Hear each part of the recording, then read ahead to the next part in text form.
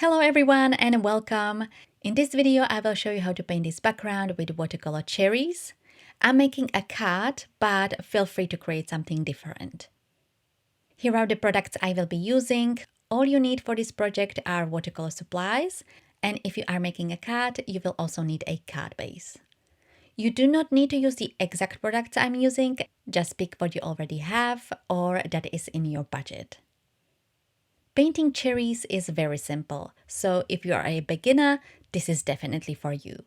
Cherries consist of two circles connected with two lines and one or two leaves, and the leaves are simply teardrop shapes. As you see, my drawing here is a little bit wobbly. I finally decided to put my desk into a standing position and I had it too low. So it was a little bit difficult to draw, especially the leaf. But when it comes to the circles for the cherries, I cannot draw them neatly no matter what. I also wanted them to be the same size, so I decided to use a circle punch and punch out a circle to create a template. You could also use a compass or the top of a small bottle. For example, my eye cream has a small lid that would be perfect for that. And if I did not have the punch, I probably would be using that. I placed the circle on top of my watercolor cardstock and outlined it with my pencil. I only drew the circles, but you could do the stems and the leaves as well. That is completely up to you. I drew 3 sets of circles, making sure I leave enough space for the stem and the leaves, but you could paint them one by one. I only did 3 at once here because this was the max I could visualize. And these are going to be the only full cherries that you will see. The rest will be partial images on the edge of the cardstock. Of course, it depends on the size of your cardstock, how many you can paint. Once I was happy with the placement of the circles, I used an eraser and erased the lines a little bit so they are just slightly visible. And now I'm ready to paint. I'm using the Winsor & Newton Cotman watercolors, and for the cherries I used the cadmium red deep hue and a size 8 brush. But you can also use a smaller brush. There is one thing I found very difficult when painting the cherries, and that is not forgetting the highlights. And by highlight I mean this tiny unpainted piece. And I definitely did not disappoint. First cherry, and I covered the place where I wanted the highlight to be. But I soaked it up with my paper towel and it was okay. You can of course put the highlight on the other side, but I'm not sure if that highlight needs to be there. But I don't think I've ever seen a cherry painting without it. Let me know in the comments what you think. To paint the cherries, I was working in layers. I first applied a light coat of the red paint, and while it was wet, I dropped in more saturated red. And if necessary, I will be also adding a third layer once it's dry. It really depends on how saturated you want the cherries to be. As I was painting, of course, I forgot to add the highlight again. What I did here, I cleaned and dried my brush. It's still damp, but not super wet. You can also use another brush if you prefer. And while the paint was still wet, I went back and picked up the color at the place where I wanted the highlight to be. You might need to do this a few times, so clean the brush, dry it up, and pick up the color. I actually like the look way more than just leaving an unpainted spot, so I did this on a few of the other cherries. This is completely up to you. You could also use a white gel pen to add a highlight or gouache. I let the piece dry and then I painted the stem and the leaves. I used Hooker's green and I also mixed in a little bit of burnt umber. Here I used a size 4 brush, 6 would be also okay. This specific brush has a very pointy tip, which was perfect to paint the stems.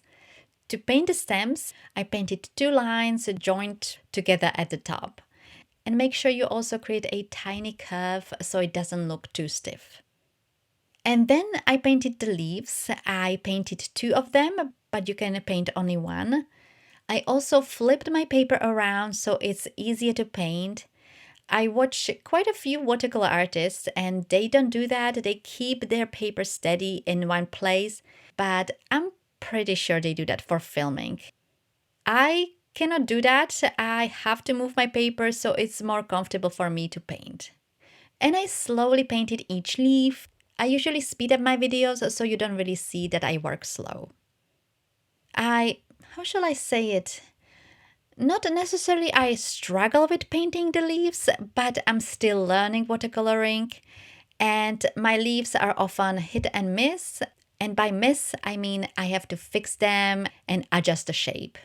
Especially when trying to paint them with one or two strokes. It's not really a must to paint leaves that way. There are other ways as well. It really depends what kind of leaves you are painting, what type of brush you are using.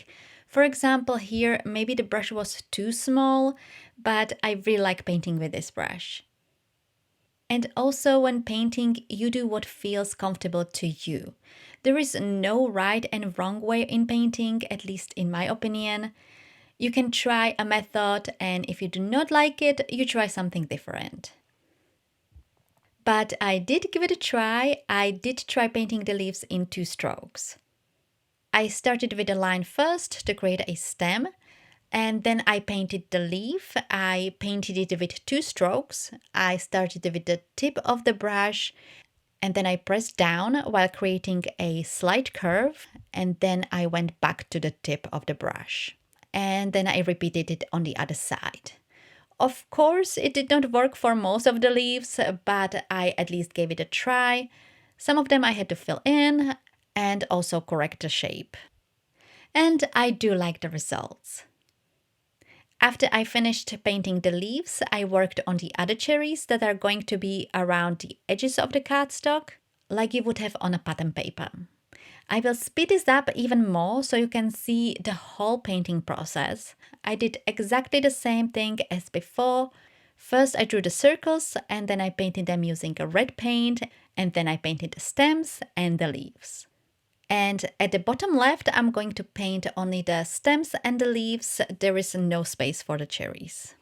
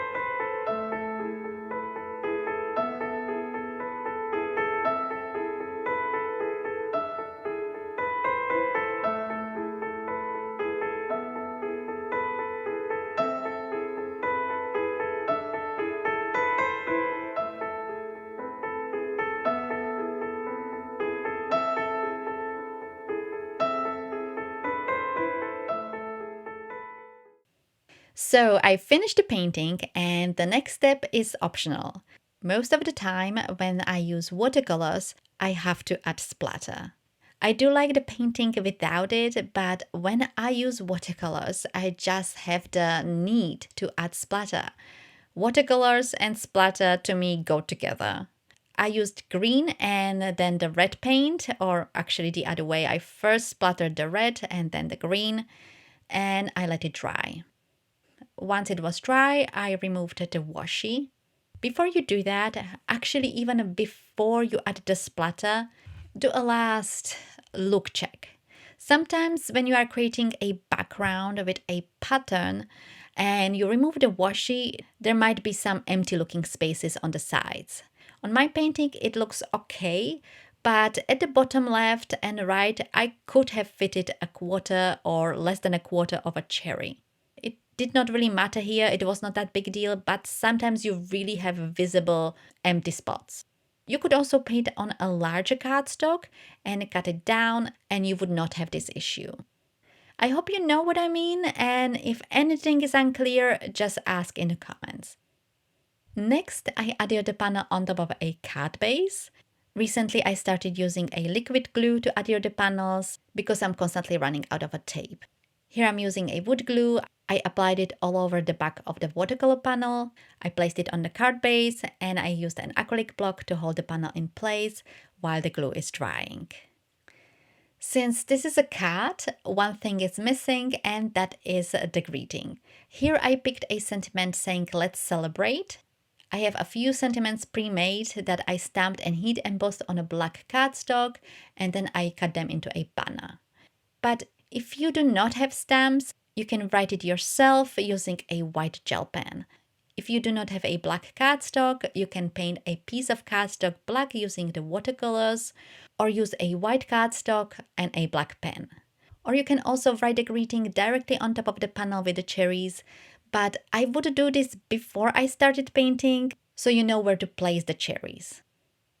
I hope you enjoyed this video and will try painting this background yourself. Don't forget to like and subscribe, and I will be back with another video very soon where I'm going to be creating a cat and something else as well.